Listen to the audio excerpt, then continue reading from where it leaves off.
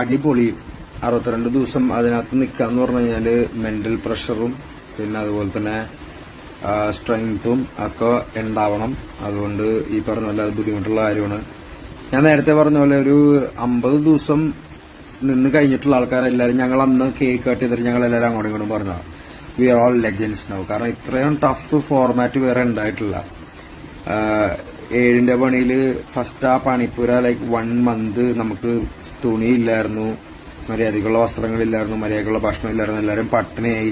ഞാനൊക്കെ 18 കിലോ കുറഞ്ഞ്, എല്ലാരും കുറഞ്ഞു, ഭയങ്കരമായിട്ട് വീക്കായിക്കൊണ്ടിരിക്കും. നമ്മള് ഫിസിക്കൽ ടാസ്ക് ചെയ്യുമ്പോൾ ഭയങ്കര വീക്കായിരിക്കും. എക്സ്ട്രീംലി ബുദ്ധിമുട്ടാണ് ചെയ്യാൻ വേണ്ടി. പിന്നീട് ഈ പറഞ്ഞ വീട്ടിൽ നല്ല സംഭവങ്ങളുണ്ടായ വീടിന്റെ ഒരു ക്യാപ്റ്റൻ ആവാൻ പറ്റി. 3 ആഴ്ച അടുപ്പിച്ച് ക്യാപ്റ്റൻസിയിൽ വരാൻ പറ്റി. അപ്പൊ അതുകൊണ്ട് ഞാൻ പറഞ്ഞില്ല, 50 ദിവസം കഴിഞ്ഞാൽ എല്ലാരും റെന ഫാത്തിമ തൊട്ടങ്ങോട്ട് മുന്നോട്ട് എല്ലാരും ലെജൻസ് ആണ് ഈ ഗെയിമിൽ. അപ്പൊ അതാണ് ബിഗ് ബോസ് ഹൗസിന്റെ ഒരു ഗുണം.